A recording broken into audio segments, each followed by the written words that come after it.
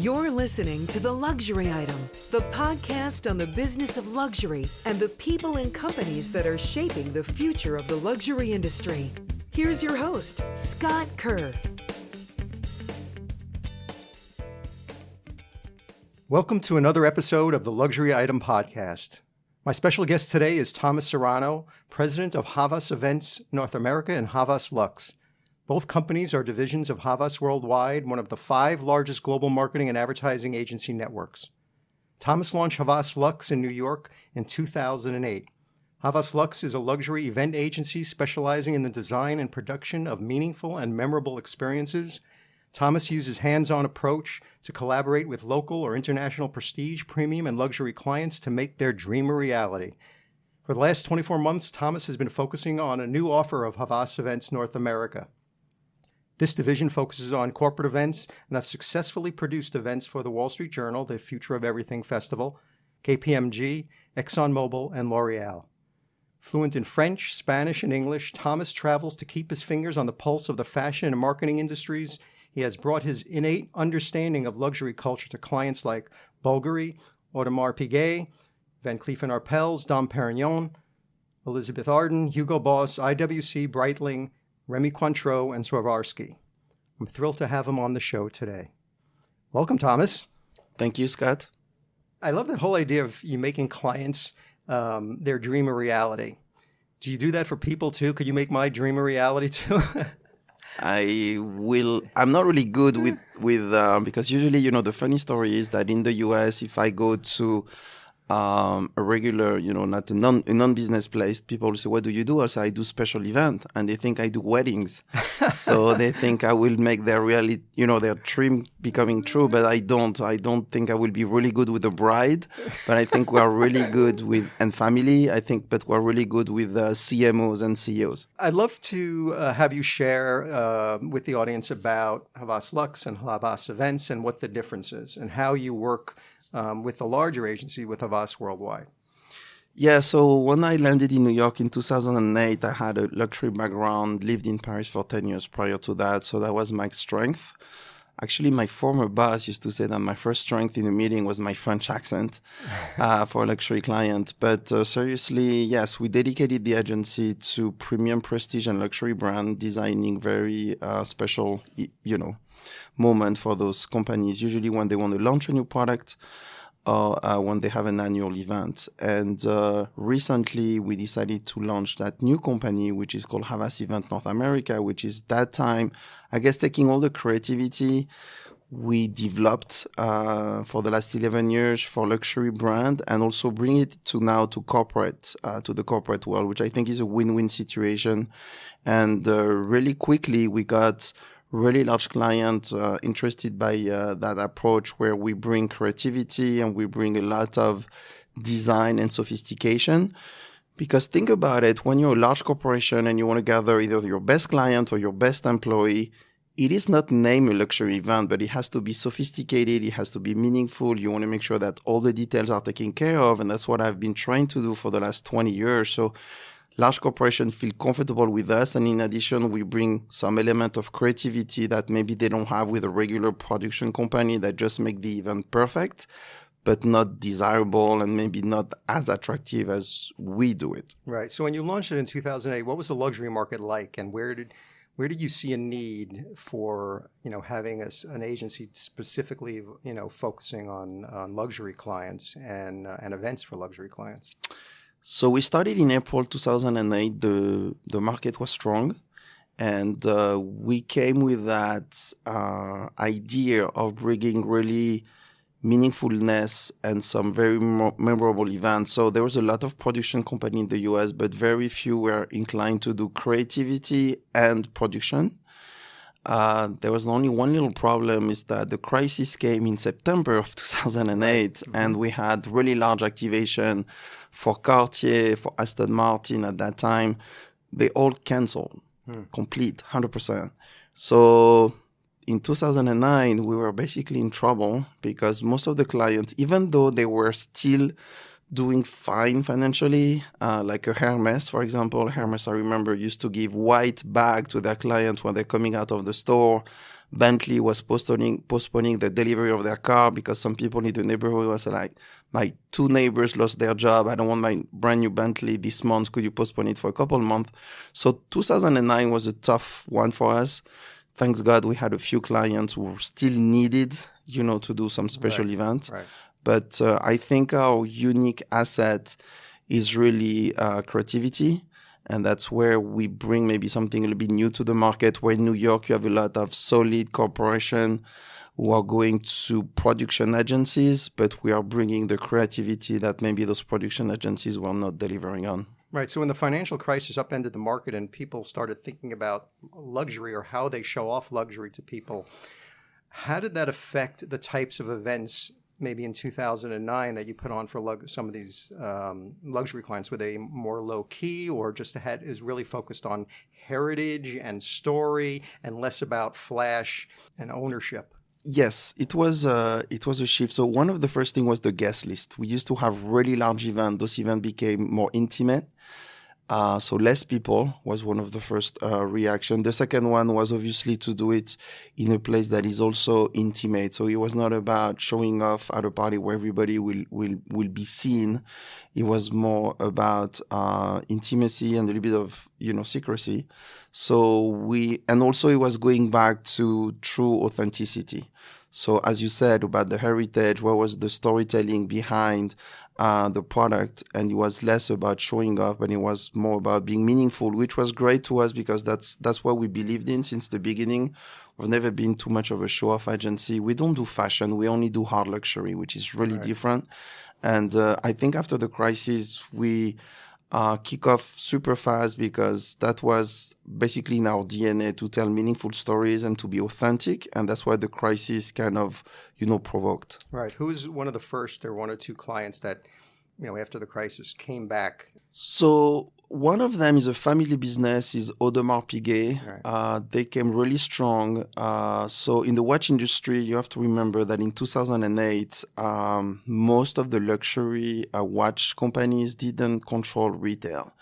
So a lot of their watches were basically, minus 70% in the marketplace. People were just trying to sell the inventory, and it was horrible for the branding of those companies and the reputation. And I think Audemars Piguet is one of the ones that came really strong after that, decided to take over and control their retail, and decided also to make sure that they were going back to their core, which was the Royal Oak Offshore, and developed a lot of limited edition. And that was also a way of making sure that when you wear that watch, it has a number, it feels very special. So again, about making sure that you're not showing off, but you just have something that has a lot of value to you, where a tremendous piece of craftsmanship. Right. And that's, I always remember, François-Henri Benamias, who is the global CEO, and my client always said the best marketing tool, if you want someone not to argue anymore about the price of the watch, is to come with me in Le Brassus, spend a couple hours at the factory. Maybe at the end of the tour, you cannot afford all the watches we're selling, but you will never tell me again that they are not worth the price we're selling them. And I think that was going back to, the essence of what luxury is. Yeah, it's interesting. It's all about storytelling. And while now you're seeing all the rage with these direct-to-consumer brands where storytelling is part of who they are and their DNA and why consumers are attracted to them, luxury was doing this a long time ago. Yes, I think it has been always part of the luxury, obviously brand. The main challenge for those brands when I go and talk to them is that they have a lot to say because they'll have a lot of archives and there's a lot of storytelling, but you still want to remain a contemporary brand. So you don't want to be perceived as a brand that has a lot in the past, but maybe feels a little bit old or dusty. So our job is to make sure that we're inspired by the heritage of the brand. We take it into account. We find some unique asset that our brand has that nobody else could do, but make sure that it is still a contemporary brand that will be perceived modern by the new generation. So it's always about, balance in life, right. And it's the same about branding. Yeah, I was looking at a article that you had written on the Havas Luxe website, and It's called Special Events Are Not So Special Anymore. And just let me read this one sentence. It said, today, many companies are designing and producing events that are not special. As any type of event can rack up a hefty budget, so it is crucial in ensuring that it goes above and beyond. Therefore, events could be seen as very expensive cost with poor ROI when not special. So can you elaborate on that? Yeah, I think, now with digital, everybody was telling us that special events were going to be less and less of a need. And I think it's basically the opposite is happening. But the problem of a special event is for many companies, it's only about gathering good people in a good venue and basically with good food. And that's nothing to do with a special event. A special event has to have that uniqueness that comes from the brand, the authenticity of that brand, and making sure that it's also very memorable. So, I could explain a bit longer what all that means, but it's obviously every time you do an event, it takes a lot of time and a lot of money. And it means that you are going to ask people who are usually really busy, either your employee or your best client or journalist, to come to you and spend a couple hours with you. And you want to make sure that it's worth it for them to enjoy it, but also for them to get the message. It's not only about having a good time, it's about having a relevant time with whatever the marketing message you want to convey and making sure that, they take it home. Right. And they take it, back to their computer when they're writing an article, they take it back to their retailers, whatever the context is. And too many people are just putting on their calendar a bunch of special events without making sure that they are truly special. And this is where clients are coming to us and they say, this one is too unique for us. Once a year, we gather our best client. Once a year, we gather our best journalist, our best influencer. Could you help us making sure that it is truly special for the client, obviously, but also for the brand? Yeah, and I think the way you position it, and I think the way Havas Luxe position it, is you say meaningful and memorable. And that word is tossed around quite a bit, and meaningful and memorable could be, fireworks going off, at an event, but that might not be appropriate for luxury clients. So what is your definition of meaningful and memorable when it comes to luxury clients and throwing events for them? So meaningful to us has, there's two sides. The first one is obviously the brand. So we always study the brand a lot and making sure that what we're going to do is so unique that nobody else could do it. So if you take a jewelry brand and you're going to do an event for Van Cleef or you're going to do an event for Bulgari, you want to make sure that when you put the event together and you start to look at the run-off show and the decor and whatever you're putting together, you want to make sure that this is not something that someone else could do. So we go back to archive. Obviously, there's also just our culture of being, in the luxury business for the last 20 years. So we know the DNA of a Cartier, versus a IWC if I go into watches versus Audemars Piguet. So that's the first thing. You want to make sure that that event is going to be truly unique to that brand heritage. And secondly, when we say meaningful, we have to make sure that it's also meaningful to the audience, meaning that the audience is going to be attracted to that event, that is going to mean something to them. If it's just to invite them to another launch party or another anniversary, how do they connect? How do we make sure that there's a desire for them to come? How do you communicate from the beginning, not only the day of, but how do you tease about the event? How do you communicate with a true invitation, with some type of potentially media coverage before? So you want to make sure that those people feel that it is exclusive and they're going to have a special access. So that's where the magic starts to come. It's not about traffic. It's about magic. Is when do you bring not too many people, but only a few, and those are the relevant ones that you want to have on your guest list. Secondly, when you go to memorable, is we're leveraging emotion. And as you know, it's when you leverage emotion that people can remember better things. So the rationale is usually delivered by clients. They give us the specificity of the product, why the product is more efficient or is more beautiful. It's all about obviously the aesthetic. It's not about the function, because obviously a luxury item, it's not something that is necessary. But when we go into memorable, we try to, so we have there's a bunch of tools, like you said. It could be a fireworks, it could be a beautiful video, it could be a show, it could be a ballet, it could be. We want to make sure that whatever we're going to use in that tool specific, it's going to be, again, making a little bit of magic happen. And it doesn't have to be long. It could be a couple seconds, it could be a couple of minutes, but at one point you want to connect emotionally and making sure that everybody is going to be, in tune with you. So that's where it becomes really exclusive. But as of today, we also want to include as many people as possible. So when you say memorable, you want it memorable for a couple hundred potentially who attended, but also memorable maybe for a couple thousand, a couple million of people who are not physically attending, but will be connected to the event through some different social media platform. So I guess that's the evolution of a luxury event now, is that you are maybe not invited. Maybe you didn't go to Cannes, my hometown, for a special event for the film festival, or you didn't go to Miami to that Art Basel very special party in December every year, but you had connection through the Facebook platform, the Twitter, or the Instagram platform, and you started to be part of that audience that is also engaging with the brand, engaging with the event without physically attending. So it's important that whatever event you put on, that their social media plays a huge part of it for the people that aren't in it. And it's still, not only does it have to be brand relevant for the people in the event, it has to be brand relevant for the people that are on social media, on Instagram, wherever it is, that they have that same feeling despite them not being there. Yeah, which is another science, because you have to think it through. That's not something that you do last minute on saying, hey, what are we? Are we just taking a few pictures and posting them on Instagram? Right. Because same, it's about the quality of the storytelling. And funny enough, we have some clients who said, this is such a special event. It's about high-end jewelry. We are presenting, the best collection, and we don't want to tell the story online. And what happened is that when the guests arrive, the first ladies enter the room, the first thing they do is that they take their phone, they go on Instagram, and they take pictures of the room. Right. So, you have to anticipate that. Now it's part of the daily life of the consumer too. So as a brand, if your clients are going to do it and put it online, you may want to make sure that you are also communicating and making sure that the pictures that are posted and everything, it looks as beautiful as the event. So there is no way you can escape now social media. Right. We cannot prevent those ladies who are, potentially buying millions of dollars of jewelry every year to let them know, no, there is no posting on Instagram today.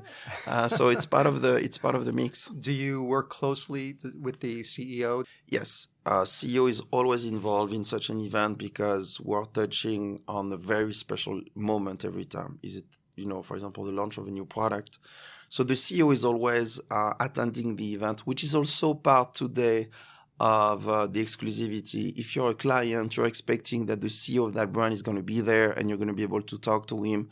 So we always have discussion with the CEO also about what is he going to do at that event? How is he going to welcome people? For example, I always say, go under 300 people. If you want to be a CEO and you want to at least have the opportunity to say hello and chit-chat with everybody, after 300 is an impossible mission. Under 300 you can. So we always have very deep conversation with the CEO to make sure that he feels comfortable with the event, he feels comfortable with the run-off show, and we also give him something to do.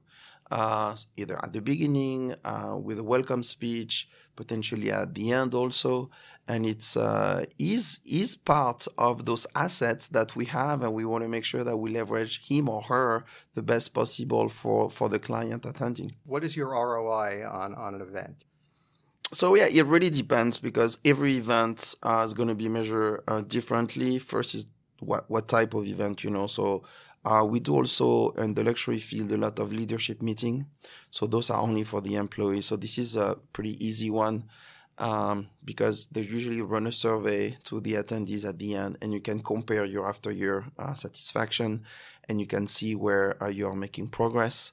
And if there is still some weaknesses. So the ROI is basically about making sure that people are educating. Every year you keep educating them about the company, making sure that you thank them for coming and you make them feel special.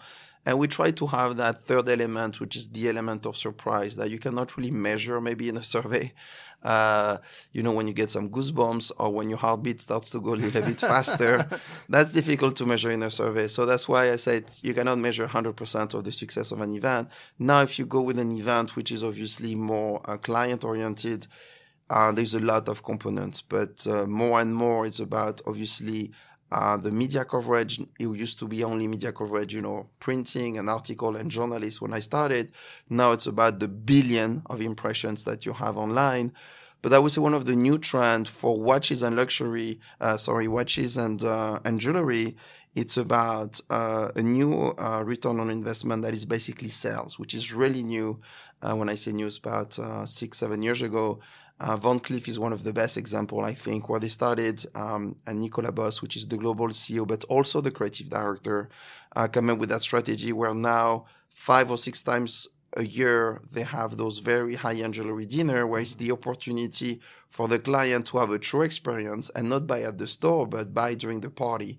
Every piece that is presented to them through models walking the room are a unique piece of jewelry, from bracelet, obviously, to necklaces and earrings and so on.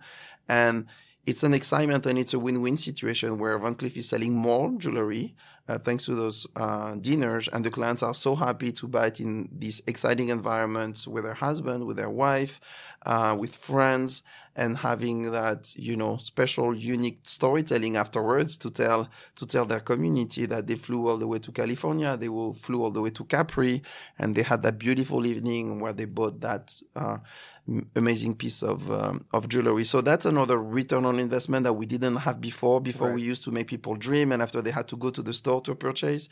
Now you can, at the end of the night, count how many millions of dollars of jewelry has been sold through just one evening. I think when you have the excitement and you make people really connect with the product, let's take advantage of it. Let's have them order it, and we can deliver sometime, in their home, can deliver in the hotel if they've been traveling for the event. We make the thing even, more exciting. Right. So for limited edition, that's usually what counts the most for the client. They know there is a limited number of products. You are the first one. We introduced the product today to you. There is only a couple hundred people in the room. If you want it, we suggest that you order it today. You put a deposit, because in a couple of days from now, maybe someone else will find out about that product and will just buy it. So that's a smart way of engaging and make everybody feel special. The client is happy, and obviously the brand is also making money. You've done some amazing events, and I've seen a few of them. I was wondering if you could share a couple of them. I think perhaps the Audemars Piguet one with LeBron James. When we got the brief, and it was for limited edition by LeBron James, and it was important for Audemars Piguet to make sure that we are speaking about the craftsmanship of the watch. So we decided to basically invite LeBron James on stage and have him put his hand into a white, beautiful, branded Audemars Piguet box. And when he's put his hand inside the box, you can see in the large video screen that we had during the event, we started to scan his wrist, measure the wrist, and slowly but surely build the watch live on his wrist with all the elements of craftsmanship coming together. So for 3 minutes, everybody was just focusing and looking at that watch being built, and it was about the craftsmanship and the beauty and the aesthetic and all the mechanism coming all together. Obviously, it was a trick. It was a 3D video that we were playing for everybody, and the magic happened when at the end of those 3 minutes, he took the hand out of the box and he had the real beautiful watch, retail $51,000 at the time, available only 600 pieces. And I think it was a wow moment when I was telling you about leveraging emotion. Nobody understood how we make that happen. But the most important for me was to make sure that those people could focus on the watch, understand the craftsmanship of the watch. Because when you launch a watch, it's not, I launch also luxury cars, I launch a lot of different products. The watch is so small that when you have 600 people, how do you make sure that they're all going to be almost, inside the watch for a couple minutes and look at it in a very different way? And we managed to do that. And that was a really nice finding. And we never do two ideas twice. So for every product, we find a new way of making it interesting and emotional. And that was a true success for that specific one. Yeah, and you incorporated 3D technology in it, and we're seeing more events where they are incorporating augmented reality. I don't think virtual reality is really part of the events anymore. Augmented reality is easier to implement in these events. Are you seeing any of your clients asking about augmented reality or any other emerging technology? I think it's slowly coming. Clients are still worried about how is my product gonna look. is my diamond going to really look as beautiful as it is in reality? You also want to make sure, we usually do collective experience. And sometimes those experience could be more like personal. So it's slowly developing, but I will say nobody have found the magic trick yet to make it an easy win. But yes, we're working on a few projects for 2020. I cannot disclose yet, but where technology is going to be obviously more and more part of the mix. But let's remember that technology, AR, VR are just an additional tool. Like you said, fireworks. Right? It doesn't matter if you don't have a good storytelling, if you don't have a good product, when you're going to do those 3 moments where you're going to be in the middle of a virtual world, if there is no storytelling, if the execution and the production is poor, the end result will be poor. So technology for me, it's just another tool, and we're just trying to focus once again on what's the story first, and can technology deliver the story, and can we make people dream through technology? It's not there yet, but we're close to it. So for the people out there that are looking to put on events for their clients, whether luxury or not, what do you think are maybe the 3 essential things that they need to think about? So calling us. No, I'm kidding. I think they should. Exclusivity or yes. Yeah. No. Yes. For sure. I think there's one that is close to exclusivity to making sure people feel like they have a special access to the product, to the CEO, to the brand, to the factory, to the new product. But I think access is very important. And the meaningfulness that I was speaking about could be anywhere. It could be just on the choice of the venue, could be on the menu. I think there's a lot to do now, and I will challenge our clients all the time about food and beverages. I think those have been classic things of inviting a celebrity chef, doing really high-end catering menus. We're trying to bring also storytelling into the food and beverages. We're working with a lot of food designers. So I would say access is one. I will say now that food and beverages is part of every event. How do you make it more compelling and also helping you delivering your messages? And the third one for me, which I touched on really quickly, you still want that element of surprise. And I think that's so delightful when a client at the end come to you and you can feel, we had a couple years ago, Aretha Franklin as a singer for L'Oreal, and she was a surprise to the guest. I could see those ladies, watching the Queen of Soul entering the room and having some tears in their eyes, and that's what we're trying to do. And the element of surprise, I would say, in the luxury field is always welcome. The Aretha Franklin story, which I had heard and really moved me when I first heard it. I don't know, are you able to share a little bit more about that event? Yeah. It was an event for L'Oreal, and they were welcoming their best client, 800 people, into New York City. And we came up with it. So we had to be inspired by the city. It was in New York City. It's in a different city every year. So we designed first a Broadway show that was 100% a cappella. Because for me, New York City and specifically entertainment, which was the mandatory 45 minutes of entertainment on stage, I said for me, entertainment in New York is Broadway. And for me, New York is the energy. Energy on Broadway for me means a cappella. 45 singers, young singers singing the best songs of Broadway. And the global CEO called us back and said, I love the idea, I love the energy, I love the youth, but we are the global leader in beauty, and we need an iconic someone. And we had a lot of discussion, but I wanted a woman, and I wanted a legend. And I think Aretha Franklin was just such a symbol, and it was touching. When I found out that she passed, she was such a strong woman, but also very kind, and she did a great job. I think the magic came when she sat down and she started to play the piano. She was a great singer, but obviously a very also good pianist. And I think that moment where the light went down everybody was basically looking at her, and she put the hands on the piano and she started to play with that beautiful voice that all know about. That's where people were like, wow, L'Oreal is giving her something special tonight in New York City. That's a special treat. And I think people are still thankful today for that couple minutes listening to her at the piano. I really enjoyed it personally too. Yeah, that's a memorable experience for sure. Yes, sir. I'm sure it moved people to tears. Yes. There. So let's move off the events. I know it's near and dear to your heart, and you really are a thought leader in the luxury industry. And the industry is changing so much. The definition of luxury is changing. I was just reading this. Luxury Institute came out with the State of the Luxury Industry report, and they asked affluent consumers around the globe to define luxury. And they use words like high quality and expensive, good service to describe them. But they also said comfortable, unique, exclusive. Where is luxury going? So I'm just to give you, because, podcast is luxury item.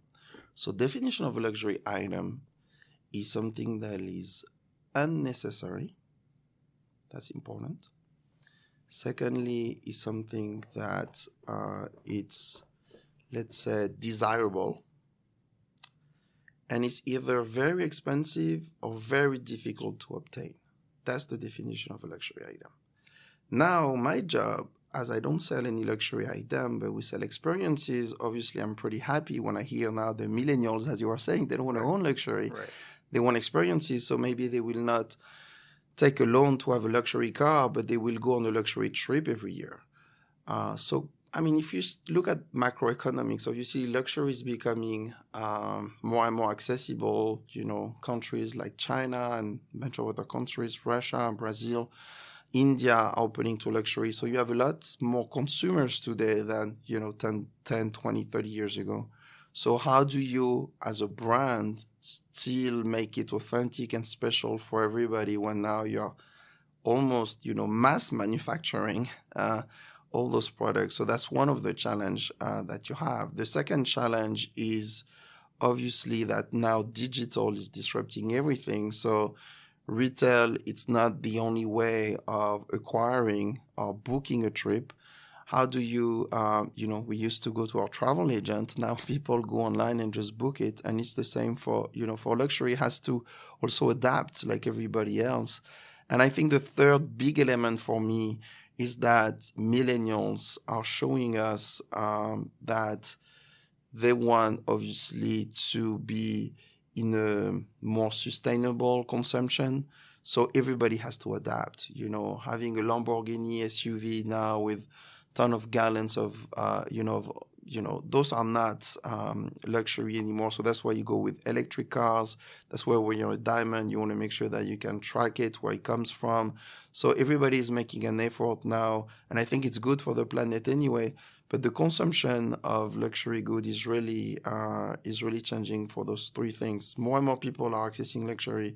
Luxury, it's not only about retail anymore. Digital is really what makes the difference. And third, you want to make sure that luxury is a responsible luxury.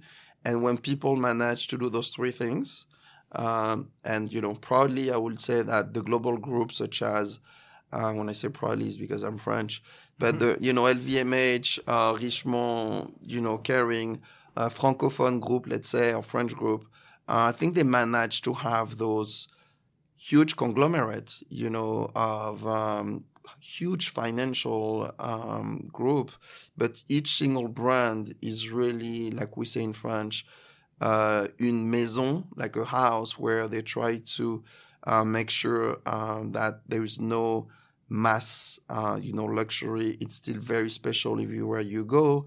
I think all those luxury brands are doing better in terms of responsibility, and I think now they are embracing fully digital. When I started in 2008, it was a mess digitally. Facebook was a mess. When I came here, there was 11 Facebook pages about Chanel, and none of them were owned by Chanel. Can you imagine? Yeah. So all that has changed, and I think now people are really also, giving credit to those luxury brands. They finally adapted to that new world and now are really performing well. So where do you see the luxury industry going in 5 years? I think we're going to have more and more creation of luxury services. I think product obviously at one point are limited, but I think services. When you look at travel, I think there's still a lot to be done. I think one of the thing that is really rare today for everybody is time. So that's true luxury, and that's when people want to make sure that the free time they have, they're going to spend it with their family, and they are going to spend it, in a more intimate way. So my focus personally has been about how to make sure that those couple of weeks a year where we can really get away and hopefully not go on our smartphone to answer email. We have that true luxury about family and personal time. And I think for the big group, it's being very attentive about the new trends. I think if you're not sustainable today, if you don't commit to doing good, giving back to society, if you don't adapt to all those new platforms that are coming in terms of e-commerce and social media. So there's not one thing. I think it's a bunch of things. Obviously, CRM is also something that is more and more, data privacy. I mean, there's a lot of issues. And when you're a global CEO, you want to make sure that you're looking at all of them at the same time. You cannot pick and choose. You have to embrace all that new revolution, and data is a big one. You're going to expect that luxury brand will always do better than the other ones, and they are really close to you. You spend a lot of money for a luxury brand. You want to make sure that when you give your data to them, they know you personally. All that's going to be protected, and I know it's something that in Europe specifically we're very very sensitive about. And as a luxury brand, whatever you touch, you are expected to do it better than everybody else. So it's a challenge on a daily basis.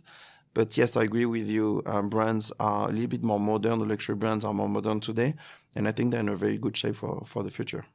So my final question, which I ask all my guests, is the luxury item question. So if you were stranded on a desert island and you could only take one luxury item with you, and it can't be a form of transportation, and it can't be anything that requires mobile service, because there won't be any mobile service where you are, what would that one luxury item be? First, I will assume that when you say desert island, everybody think of something really sunny and hot, which it could be very freezing. Absolutely. And so I would like to be the desert island in Antarctica because that's one of the places in the world I didn't go to and might disappear, and that would be my first choice. Unfortunately, I don't really have like a luxury item go-to that I would love to have to make sure I survive. I think obviously my daughter, which is not an item, but I will make sure that she's with me, and I will maybe say just a pair of sunglasses, and that will be it. Be okay. Good. Thomas, you were great. I really appreciate you coming in. If they need to contact you, if any of our listeners need to contact you, what's the best way to do that? I mean, we have, I guess you can email me. I think that's the personal touch. We always try to make it very, very personal. You can What is your email address? So thomas.serrano, Serrano @havas.com, and I will answer personally to you. It's like, we feel like we're a little atelier, concierge service. We decided to be a small, dedicated team to our client, and the best way is just, email me, and I will be glad to listen to your challenge and make your dream a reality. On that note, thank you very much, Thomas. Thank you, Scott. That's it for this episode of the Luxury Item Podcast. Thank you so much for listening. If you found this useful and entertaining, I would be really grateful if you can share it with a friend or colleague. I would love it if you subscribe so you never miss an episode. And while you're there, be sure to rate and review us on Apple Podcasts. It really helps other listeners find us. The Luxury Item Podcast is a production of Silvertone Consulting. I'm your host, Scott Kerr. Until next time.